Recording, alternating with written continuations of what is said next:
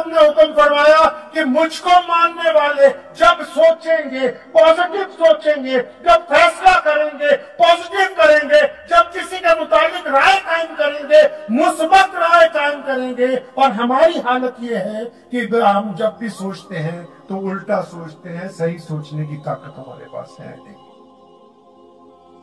अभी मुझसे एक साहब मिले, उन्होंने सबसे ज्यादा मुझे मिलके उन्हीं से खुशी हुई।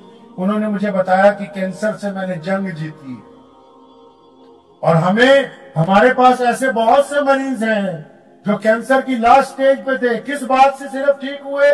क्योंकि उनको जिन लोगों ने उनका इलाज किया और जो घर वाले उनके साथ थे, जिस मस्जिद में वो नमाज पढ़ते थे, तो उन लोगों की ये तरबियत हो चुकी थी कि जब ये मिले तो इसको ये कहना कि कल से आज बेहतर हो, कल से आज अच्छे लग रहे हो, और पता लग रहा है कि सेहत में तब्दीली आ रही है। उनकी दवाई से ज्यादा पॉजिटिव सोच ने उनको दोबारा माशरे के अंदर खड़ा कर दिया।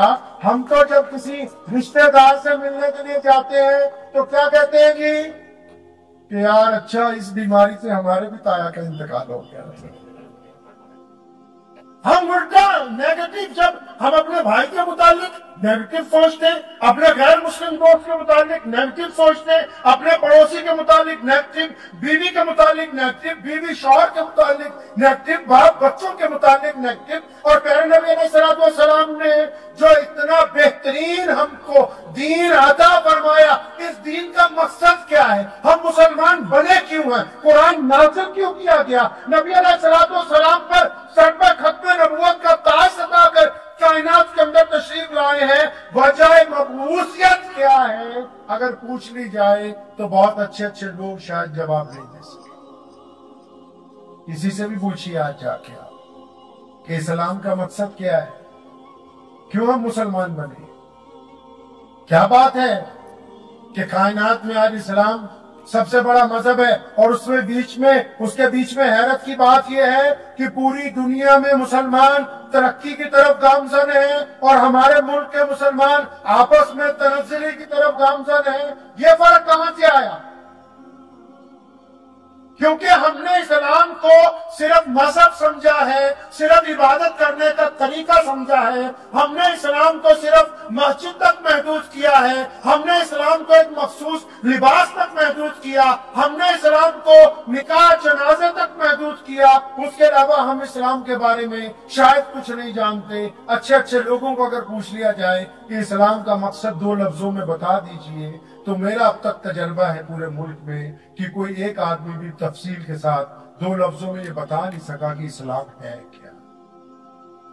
मुख्तसर सी बात है, ये पंडाल सजाया गया, अगर ये स्टेज थोड़ा नीचा होता तो तब भी हम आपसे बैठ के बात कर सकते, और अगर इन कुर्सियों की जगह दरियां बिछा देते तो आप उन पे भी बैठ सकते थे। ये छत ना लगाते तब भी गुफ्तगू ऐसी ही होती, हो जाती कि नहीं जी?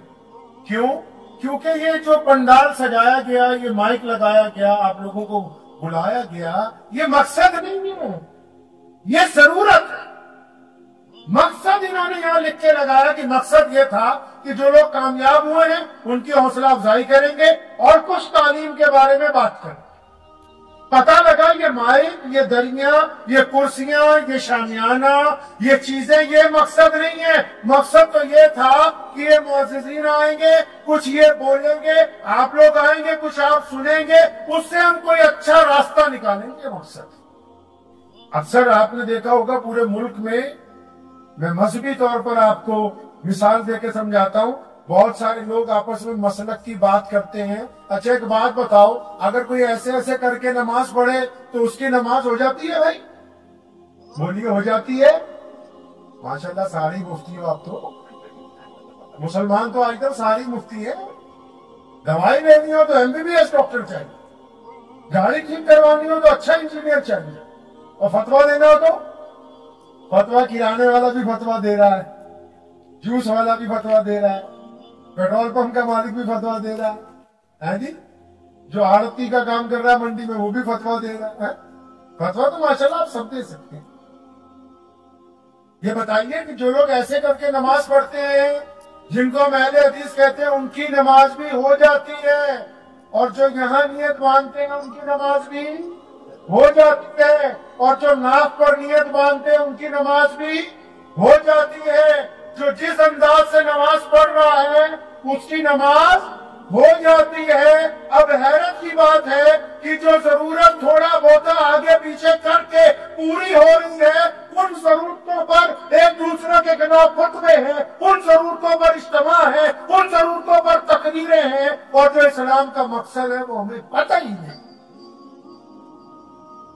جو ضرورتیں پوری ہو سکتی ہیں نا آگے پیچھے کر کے، ان کے اوپر تو تکرار ہے، ان کے اوپر دشمنیاں پالی گئی ہیں، ان کے اوپر ایک دوسرے کے اوپر تنقید ہے، لیکن مقصد کیا ہے اسلام کا؟ پتہ ہی نہیں۔ نماز کا مقصد کیا ہے وہ بھی نہیں پتا۔ آئے پیارے نبی حضرت محمد رسول اللہ صلی اللہ علیہ وسلم کے پاس چلتے ہیں، یا رسول اللہ اسلام قبول کر لیا ہے، بتائیے کیا کرنا ہے؟ کون ہے ہماری ماں امی خدیجہ الکبریٰ رضی اللہ تعالیٰ؟ کون ہے مسلمانوں کے سب سے بڑا مسلمان امیر المومنین سیدنا ابو بکر صدیق رضی اللہ تعالیٰ عنہ؟ کون ہے پوچھنے والا؟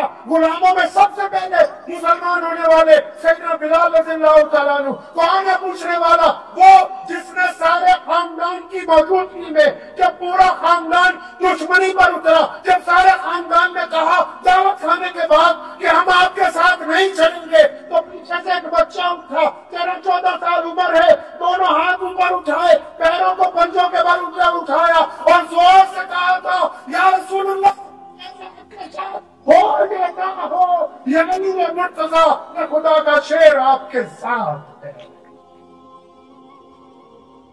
کس نے یہ سوال کیا کہ یا رسول اللہ آپ کو مان لیا ہے، آپ کے رب کو مان لیا ہے، کرنا کیا ہے؟ اور ابھی اس وقت تو نماز فرض نہیں ہوئی تھی، اس وقت تک روزہ فرض نہیں ہوا، ابھی زکوٰۃ نہیں آئی، ابھی پورے اسلامی احکامات نہیں آئے، ابھی معراج کی رات نہیں آئی۔ انہوں نے پوچھ لیا چاروں نے، یا رسول اللہ آپ کے اسلام قبول کر لیا، آپ کو نبی مانا، خاتم النبیین مانا، آپ کے رب کو رب مانا، یا رسول اللہ کرنا کیا ہے؟ قریب رسول نے مقصد اسلام بیان کیا، فرمایا ابو بکر جس بندے نے میری بات مان کر کلمہ لا الہ الا اللہ محمد رسول اللہ پڑھ لیا، اب اس پر لازم ہے کہ وہ دنیا کے تمام انسانوں کو برابری کا درجہ دے گا۔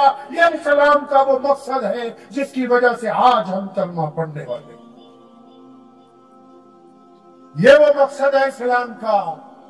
جس نے کہا، پھر علامہ اقبال نے اس کا ترجمہ کیا، فرمانے لگے آگے آئیں لڑائی میں اگر وقت نماز قبلہ رو ہو کے زمین بوس ہوئی، قوم حجاز ایک ہی صف میں کھڑے ہو گئے، محمود و ایاز نہ کوئی بندہ رہا نہ کوئی بندہ نواز، اور بندہ صاحب و محتاج ہو کے نہیں ایک ہوئے، تیرے دربار میں پہنچے تو سبھی ایک ہوئے۔